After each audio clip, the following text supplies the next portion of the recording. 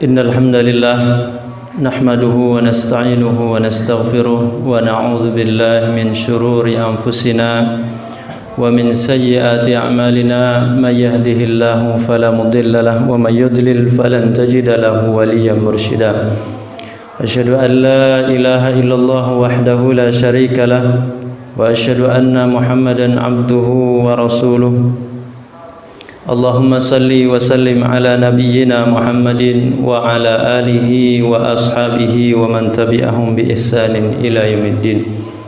قال الله تعالى في كتابه الكريم: أعوذ بالله من الشيطان الرجيم. بسم الله الرحمن الرحيم. وعسى أن تكرهوا شيئا وهو خير لكم وعسى أن تحبوا شيئا وهو شر لكم والله يعلم وأنتم لا تعلمون. أوصيكم ونفسي بتقوى الله فقد فاز المتقون. يا أيها الذين آمنوا اتقوا الله حق تقاته ولا تموتن إلا وأنتم مسلمون. ويا أيها الذين آمنوا اتقوا الله وقولوا قولا سديدا يصلح لكم أعمالكم ويغفر لكم ذنوبكم ومن يطع الله ورسوله فقد فاز فوزا عظيما.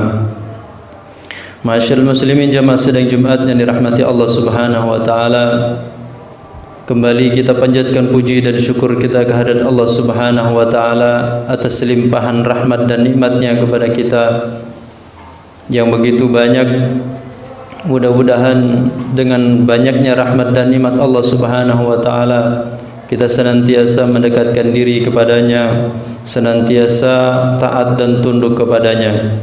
Kemudian salawat beriring salam tidak lupa kita sampaikan untuk uswah hasanah kita Nabi Muhammad sallallahu alaihi wasallam, juga untuk keluarga beliau, sahabat-sahabatnya serta orang-orang yang senantiasa mengikuti petunjuk beliau hingga akhir zaman. Ma'asyiral muslimin jamaah sidang Jumat yang dirahmati Allah Subhanahu wa taala, terlebih dahulu khatib berwasiat kepada diri pribadi khatib dan mengajak kepada kita bersama untuk senantiasa meningkatkan kualitas iman dan takwa kita kepada Allah Subhanahu wa taala. Mudah-mudahan dengan senantiasa meningkatkan kualitas iman dan takwa kita kepada Allah Subhanahu wa taala, kita akan senantiasa dibimbing oleh Allah Subhanahu wa taala di dalam perjalanan kehidupan ini selalu menuju hal-hal yang diridainya.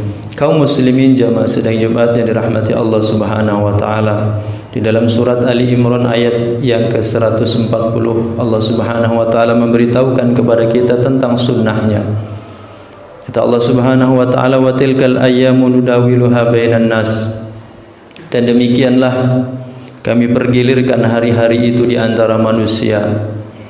Ini yang kemudian kita kenal dengan sunnatullah, bahwa sunnah Allah secara kauniyah, secara hukum alam Allah bergilirkan di antara hamba-hambanya, bahkan di antara manusia, tidak pandang bulu, tidak pilih-pilih. Apa saja sunnatullah yang Allah terapkan kepada manusia, kepada hambanya, di antaranya adalah berkaitan dengan hidup dan mati. Itu merupakan sunnatullah, hukum Allah secara alam yang Allah terapkan, dan ini berlaku bagi semua manusia, bagi semua hambanya, baik dia orang beriman maupun orang yang kafir, baik dia wanita maupun laki-laki, baik dia anak kecil atau orang dewasa, seluruhnya terkena dan mengalami sunnatullah ini, mengalami yang namanya hidup kemudian kematian. Sunnatullah yang lain adalah sehat dan sakit. Allah pergilirkan di antara hamba, di antara manusia, dan Allah tidak pilih-pilih. Orang-orang yang beriman ada kalanya diberikan oleh Allah masa, diberikan sakit. Demikian juga orang-orang yang tidak beriman, orang-orang kafir, ada saatnya dipergilirkan oleh Allah mengalami yang namanya sakit, bahagia dan sedih, lapang dan sulit. Itu semua termasuk sunnatullah yang Allah pergilirkan kepada seluruh manusia, kepada hambanya, tak terkecuali orang beriman maupun orang-orang kafir.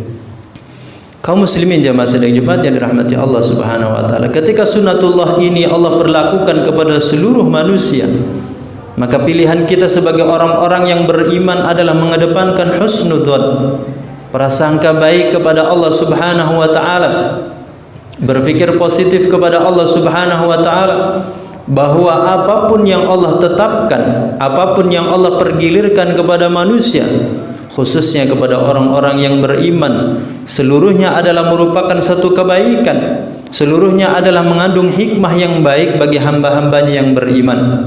Maka kita sering diingatkan oleh hadis Rasulullah sallallahu alaihi wasallam bahwa orang beriman itu senantiasa mengambil pelajaran. Orang yang beriman itu senantiasa mampu untuk mengambil hikmah di balik setiap peristiwa dan kejadian, ataupun di balik setiap ketetapan yang Allah tetapkan kepada hambanya. Kaum muslimin jamaah sidang Jumat yang dirahmati Allah Subhanahu wa taala, kita ingat hadis Rasulullah sallallahu alaihi wasallam bagaimana uniknya orang beriman.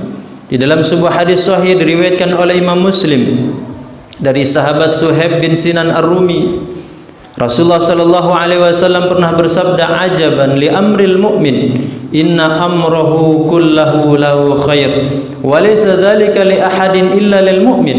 In asabatu sarra syakara, wa in asabatu dharra sabara, fa kana khairan lahu."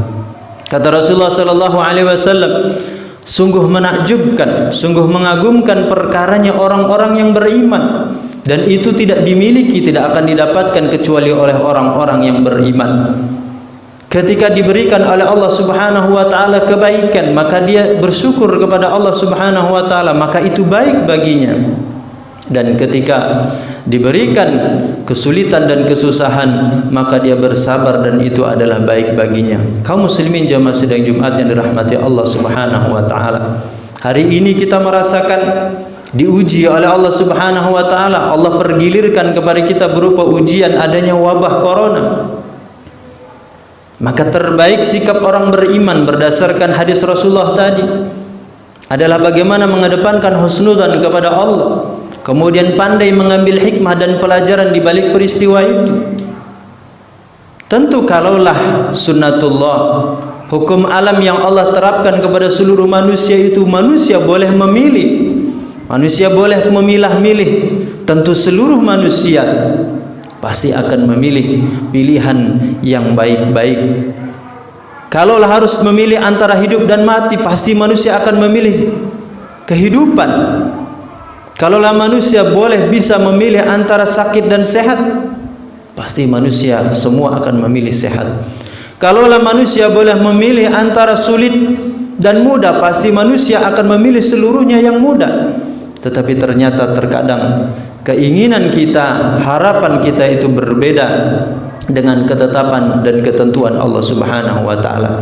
Saat ini tentu kita semua berharap bahwa kita diberikan ketetapan oleh Allah Subhanahu wa taala baik-baik, diberikan ketetapan oleh Allah Subhanahu wa taala diberikan kesehatan. Tetapi ternyata ada kalanya boleh jadi harapan kita bisa saja berbeda dengan ketetapan dan ketentuan Allah Subhanahu wa taala.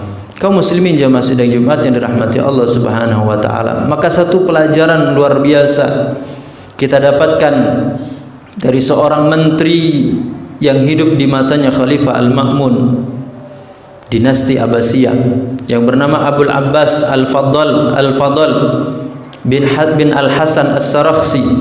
Beliau dijuluki dengan Dzu Ar-Riyasataini, orang yang memiliki dua keahlian luar biasa.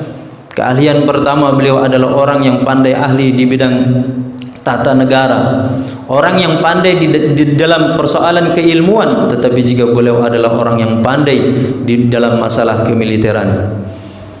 Suatu ketika beliau mengalami sakit yang menyebabkan kemudian beliau tidak bisa beraktivitas, beliau harus berada di rumahnya. Tetapi ternyata sakit itu tidak berlangsung lama pada dirinya. Ketika beliau sembuh, pulih dari sakitnya, maka orang berbondong-bondong memberikan ucapan selamat, memberikan rasa kegembiraan kepada Al-Fadl bin Al-Hasan tadi. Setelah semua orang kemudian mengucapkan kegembiraan, memberikan ucapan selamat kepadanya, maka kemudian Al-Fadl tadi mengatakan, kata beliau, "Inna fil ilali la ni'aman yambaghi 'alal 'aqili ay ya'lamuha." Sesungguhnya di dalam sakit itu pada hakikatnya justru terdapat banyak nikmat yang harus diketahui bagi orang yang cerdas. Mungkin Bagi kebanyakan orang ketika diuji oleh Allah Subhanahu wa taala dengan sakit atau ujian-ujian yang tidak mengenakan, langsung yang terbayang di dalam pikirannya adalah pikiran negatif. Yang dipikirkan adalah bahwa ini adalah sesuatu yang buruk baginya. Tetapi tidak berbeda dengan Al-Fadl tadi. Beliau mengatakan inna fil ilali la ni'aman yambaghi 'alal aqili ay ya'lamuha. Sesungguhnya di dalam sakit itu ternyata terdapat banyak nikmat yang harus diketahui oleh orang-orang yang cerdas. Lalu beliau sebutkan apa nikmat-nikmat yang banyak ketika orang diuji oleh Allah dengan sakit. Beliau sebutkan ada 7 hal. Pertama kata beliau tamhisun lidzambi. Ketika seseorang diuji oleh Allah dengan sakit, maka sesungguhnya sakit itu merupakan pembersih dosa. Kemudian yang kedua kata beliau ta'arrudun li thawabis sabri. Yang kedua, kenikmatan yang akan didapatkan bahwa orang yang sakit dia akan mendapatkan peluang pahala atas kesabaran yang dia miliki. Kemudian yang ketiga kata beliau iqadun minal ghaflah. Ketika diuji sakit justru itu kemudian menyadarkan orang, membangkitkan orang dari keterlenaan dan kelalaian selama ini. Kemudian yang keempat kata beliau dengan sakit itu hakikatnya adalah iddzikarun li ni'ma fi halisah, sebagai pengingat tentang nikmat Allah Subhanahu wa taala sewaktu dia diberikan sehat oleh Allah Subhanahu wa taala. Lalu berikutnya kata beliau wastid'a'un litaubah, kesempatan bagi hamba itu untuk memperbanyak bertobat kepada Allah Subhanahu wa taala. Wa haddun 'ala shadaqah, berikutnya nikmatnya adalah ini motivasi bagi orang tersebut untuk banyak bersedekah, berinfak, berbagi. Dan terakhir kata beliau wa fi qadarillah wa fi qada'illahi wa qadarihi ba'dal khiyar, supaya kita sadar, supaya kita tahu bahwasannya bagaimanapun upaya dan usaha yang kita lakukan, ikhtiar seperti apapun yang kita lakukan, tentu kita tidak boleh lepas bahwa ada yang namanya qada dan qadar Allah Subhanahu wa taala. Ada yang namanya takdir Allah dan ketetapan Allah. Tentu setelah kita maksimal melakukan ikhtiar, melakukan asbab dan musabab, tetapi ternyata hasil endingnya adalah tetap kita tidak bisa lepas dari yang namanya takdir dan ketentuan Allah Subhanahu wa taala.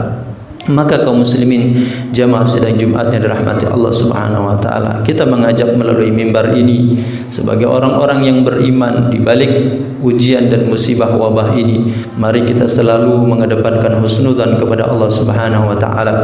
Mari kita untuk menjadi orang-orang yang cerdas, orang-orang yang pandai untuk selalu mengambil hikmah, mengambil pelajaran-pelajaran di balik apa yang telah Allah tetapkan kepada kita. Barakallahu li wa lakum fil Qur'anil azim wa nafa'ni wa iyyakum bima fihi minal ayati wa dzikril hakim. Aqulu qawli hadza fastaghfiruh innahu huwal ghafurur rahim fa'tabiru ya ulil absar la'allakum turhamun.